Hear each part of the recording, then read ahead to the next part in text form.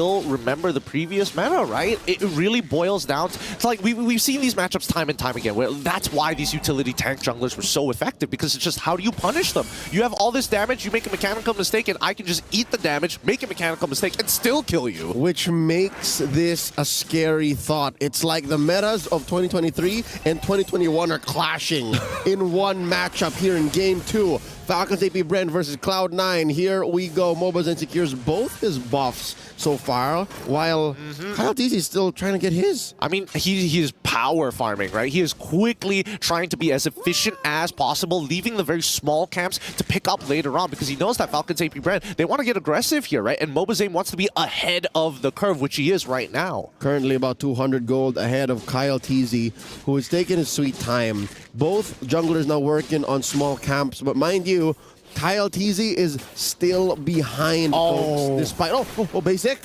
Oh, man, Super Marco was playing this lane perfectly. He's got a slow push on his side, even throws out the taunt knowing that he's basically won this lane.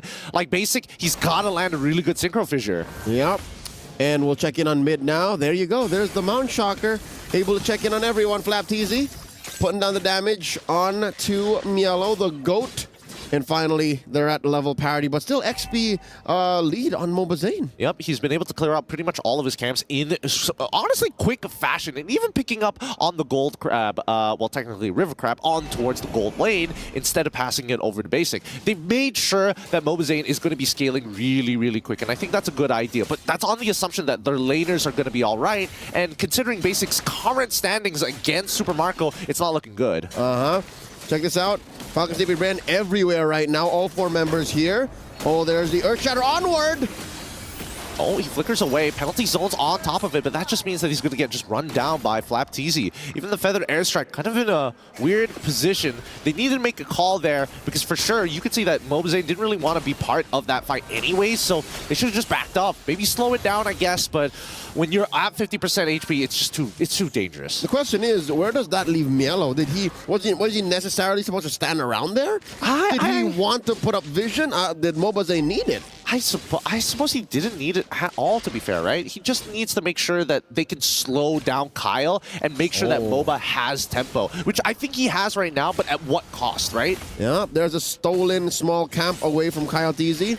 And they do win the Little Wanderer, so that's extra vision, extra mana, extra move speed alongside the river to continue MobaZen's power farming, which is now put him in range of, I'd say, maybe 300, 400 gold away from a War Axe. Yep, and he's picking up, like, farm from the mid lane, too. Like, they are supercharging him right now. They are injecting him with as much gold as possible to get him to where he needs to be as soon as possible. And I think that, even so, right, Mielo has taken too much damage. Now, the only way you can really get that big surge of gold is when you start invading your opponent and steal away their resources. And yes, MobaZen does have tempo on Falcons AP BREN for now, but the side lanes cannot back him up on the invade. Nope, he's on his own. He's in that little chamber, ready to pop out like Weapon X maybe after 4 or 5 minutes from now. There's the War Axe, but he definitely needs one more. I think he needs one more to really punish whoever comes in.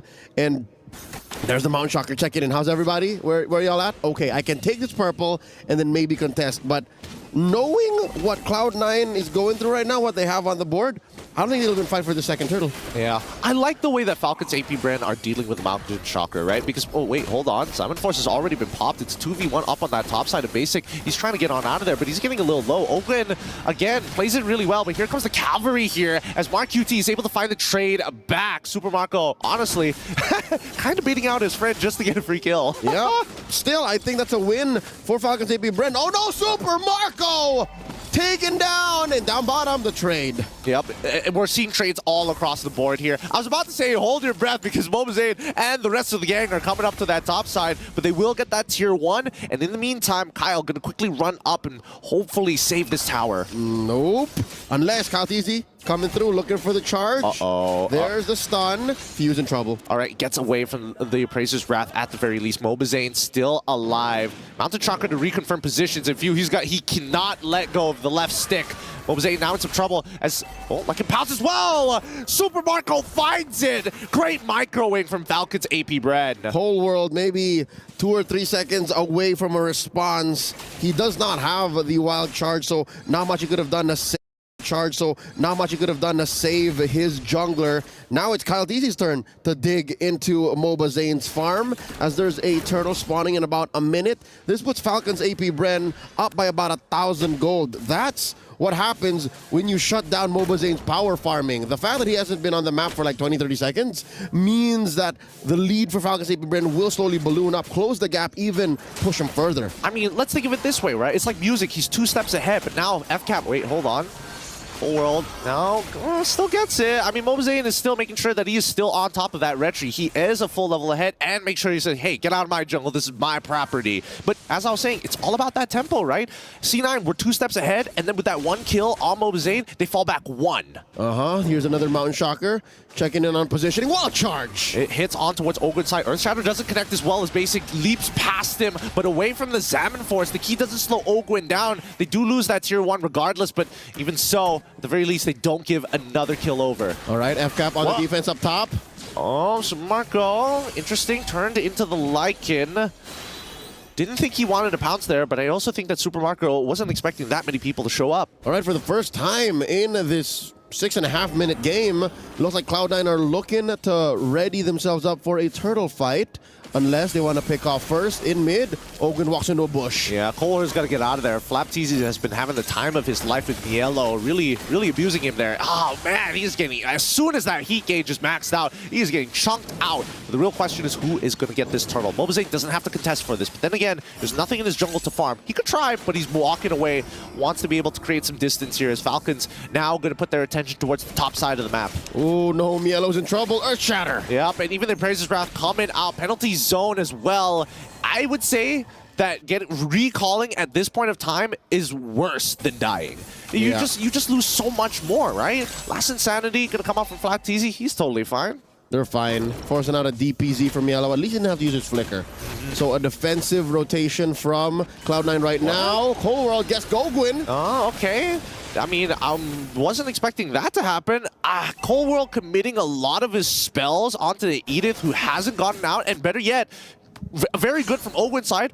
Not losing his cool. He just didn't even bother to flicker. Just, Primal Wrath, get out of there, stretch my hands, do some cardio, get back to what we're good at. You mentioned cardio. I think there's a lot of cardio happening right now, meaning a lot of movements with really no violence, right? No payoff. Again, sending him home is the best case scenario. And so far, Falcons AP BREN, despite there being more of a basic, forcing out a last Insanity from Flap. Oh, they could have punished there, but luckily Flap preemptively going for the flicker, knowing that he's in range of the Feather Airstrike. Is Kyle looking for an opportunity to punish Basic. The Praise's Wrath is good, but Super Marco does not want to dive in just yet. Mark QT holding the nuclear option at bay. Again, cardio. They're just jogging around each other, moving around, playing footsies, forcing out a response from Ogwen. The flicker already spent out. Lord coming up in 30 seconds. To be fair, even if Falcons AP BREN are looking at a 2,000 gold lead here, and again, the map looking mighty red. So far, they can make their way towards any objectives that they want without much of a punish from Cloud9.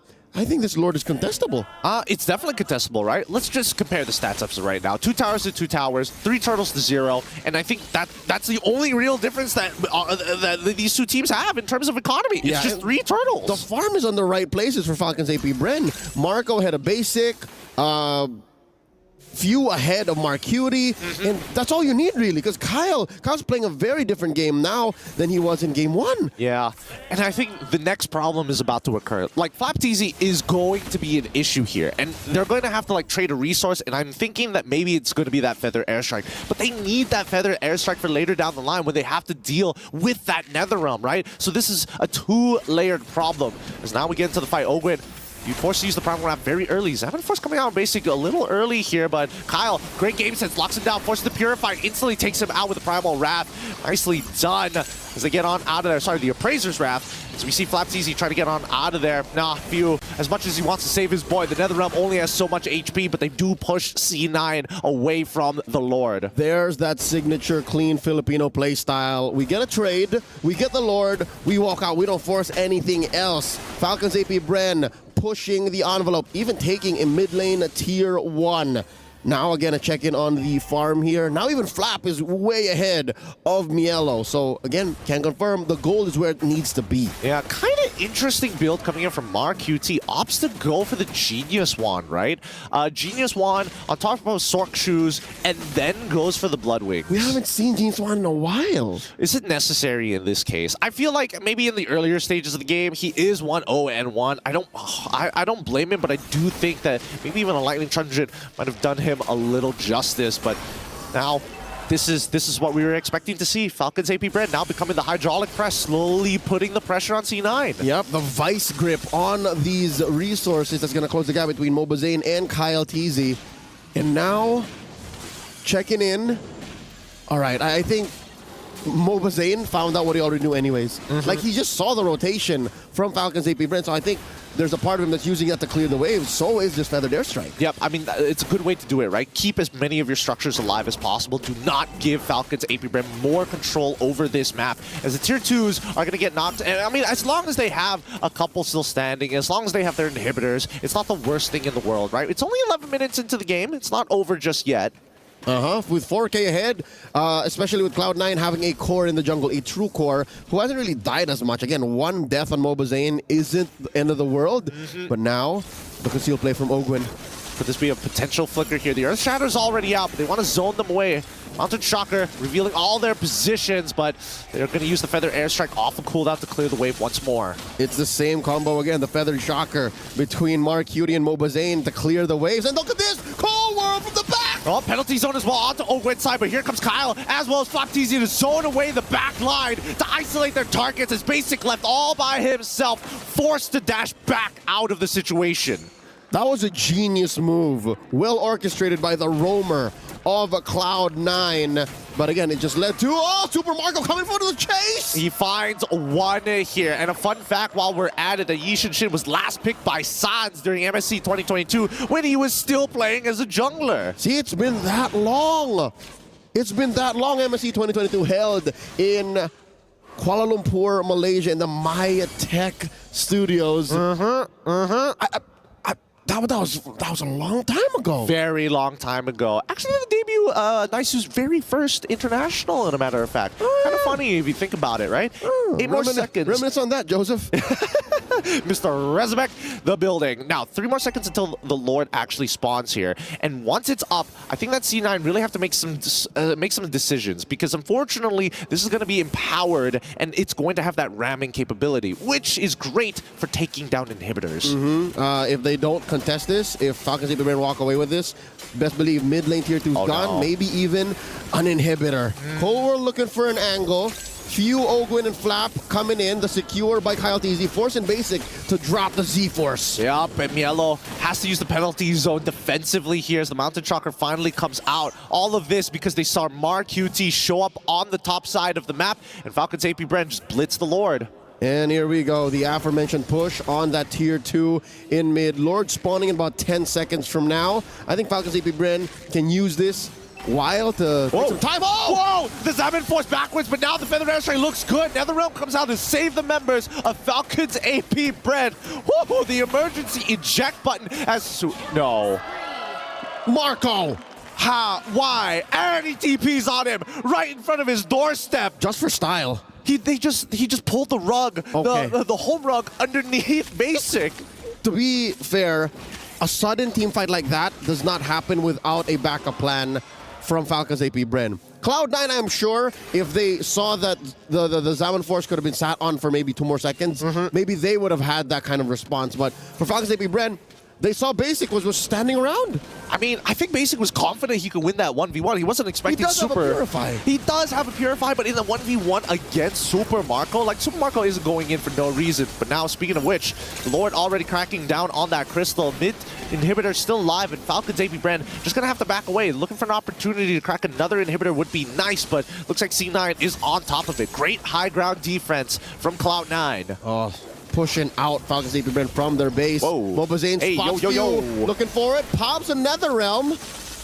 I mean, they've built some heat onto Basic, but so far, so good. It looks, I mean, I'm gonna say this. Falcons AP BREN, this is not looking like this is the polar opposite of TLPH. TLPH was a spin on that thing kind of team. And Falcons AP BREN, they really take their time. They're really using their lats, going back and forth all the time and making sure that this is going to be a clean game. It's a slow burn is what they're doing. It's not just an all-in-one, you get everything you want. But now, Mielo gets spotted. Even these fights are going slower, huh? It's been a while since we've seen this metagame.